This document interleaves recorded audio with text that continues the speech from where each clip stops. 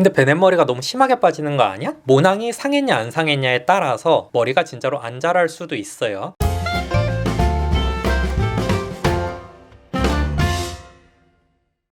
배꼽손 안녕하세요, 말랑닥터입니다. 좋아요와 구독 많은 관심과 사랑 부탁드립니다.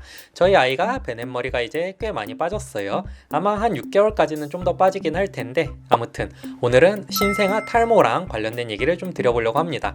많이들 궁금해 하시는 것들 위주로요. 애들이 태어날 때 가지고 나온 베넷머리가 무조건 자연스럽게 빠진다는 건 알고 계시죠? 한 6개월까지 빠지는데 3개월 정도까지가 이제 피크, 제일 많이 머리가 비어 보이는 타이밍. 엄마도 아이 낳고 나면 머리가 좀 빠지죠. 한 3개월까지 많이 빠지고 회복하려면 한 1년 정도 걸리고 호르몬 문제로 보통 보긴 하죠. 주변에 탈모 관련한 진료를 하는 피부과나 뭐 성형외과 선생님들한테 엄마 탈모 막을 수 있는 방법이 좀 있는지 물어봤는데 답은 딱히 없다고 하더라고요. 그냥 영양 많은 샴푸, 트리트먼트 이런 거 좀 쓰고 머리 헤어스타일링으로 좀 커버하고 이런 정도? 얘기가 좀 샜는데 애들도 태어나고서 한 3에서 6개월까지는 머리가 자연스럽게 빠지는 게 정상이에요. 그리고 한 6에서 12개월까지 머리가 새롭게 다시 자라고요. 엄빠들도 신생아 머리가 이렇게 자연스럽게 빠진다는 거는 알고 있는데도 그래도 걱정이 되는 상황이 한 2가지 정도 있습니다. 첫 번째는 머리가 좀 이상한 모양으로 빠지는 애들, 혹은 여백개미가 너무 심하게 남는 애들. 일단은 이것도 정상입니다. 머리가 아무리 심하게 빠지고 이상하게 빠져도 보통은 모낭이 그대로 남아있기 때문에 거기서 머리가 다시 자라나옵니다. 대부분은 신생아 머리 숱이 좀 비는 듯한 느낌이 들고 이 뒤통수 쪽이 머리가 많이 빠지죠. 머리 대고 누워서 계속 비비적거리니까 그런 거 아니에요? No! 연구에 따르면 자세나 마찰이랑 머리 빠지는 거랑 크게 상관은 없다고 해요. 눕혀지는 애들이나 엎어지는 애들이나 나중에 보니까 머리 빠지는 게 크게 차이 나지는 않는다는 거죠. 그래서 머리 빠지는 건 그냥 정말 자연스럽게 애들이 자라면서 나타나는 현상이에요. 그러니까 머리가 군데군데 뭐 듬성듬성 이상하게 이렇게 빠질 수도 있는 거죠. 이런 것도 정상적으로 나타날 수 있습니다. 그리고 이런 경우는 두피를 자세히 들여다보면 모낭이 아직까지 남아있는 모습이 보이거나 혹은 아주 얇은 솜털 같은 것들이 자라고 있는 모습을 볼 수가 있어요. 이런 경우라면 보통은 머리가 다시 자랍니다. 근데 가끔씩 화상 흉터처럼 두피가 좀 매끈하게 약간 부풀듯이 그런 식으로 변했다거나 6개월이 넘었는데 갑자기 머리가 빠진다거나 12개월이 지났는데도 머리가 새롭게 자라나지 않는다거나 혹은 그게 아니라도 좀 이상해 보인다 싶으면 병원 데려가서 한번 물어보세요. 엄빠가 생각하시는 심하게의 기준과 제가 생각하는 심하게의 기준이 좀 다를 수 있잖아요. 또 다른 하나는 앞서 6개월 정도까지 베넷머리가 자연스럽게 빠진다고 했는데 우리 아이는 태어나자마자부터 뭔가 머리가 비어 보이는 곳이 있는데 그럼 여기는 머리 안 자라고 그냥 탈모로 남는 거 아니야?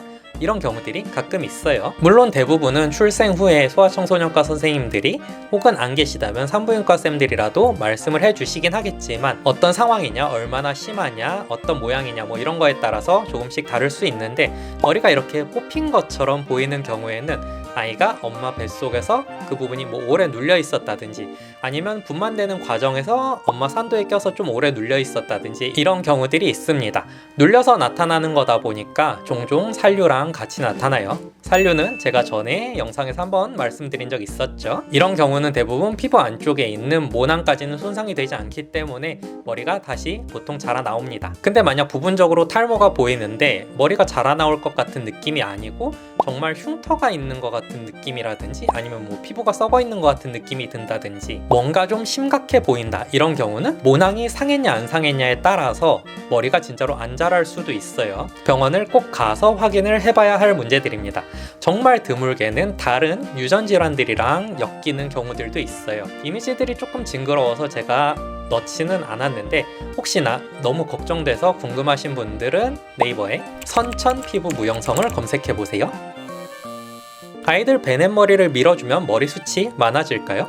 이게 얼마나 루머 같은 이야기냐면 해외에서는 오히려 아이들 머리를 신생아 때 밀어주면은 머리카락이 얇아지거나 약해질까요? 이런 질문들이 종종 올라옵니다. 물론 인종 차이 때문일 수도 있긴 하지만 완전 질문이 반대죠. 중요한 건 베넷머리를 밀어준다고 해서 머리숱이 많아지거나 적어지거나 혹은 두꺼워지거나 얇아지거나 이러지 않는다는 거예요. 그냥 때가 되면 다시 자라나올 뿐입니다. 아이들은 태어날 때 이미 모낭의 개수가 정해져서 나와요. 이게 태어난 다음에 더 늘어나거나 하지는 않습니다. 아무래도 유전의 힘이 크다는 얘기죠. 아이 머리카락이 곱슬이냐 직모냐도 이미 결정돼서 나와요.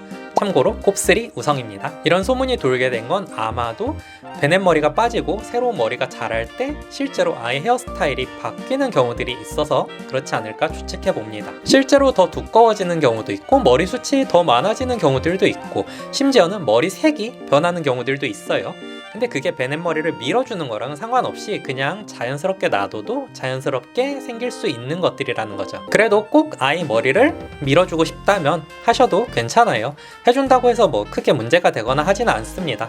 다만 아이들 두피가 약하고 아이들이 잘 움직이기 때문에 쉽게 다칠 수 있어요. 머리 깎아주다가 그것만 주의하시고요.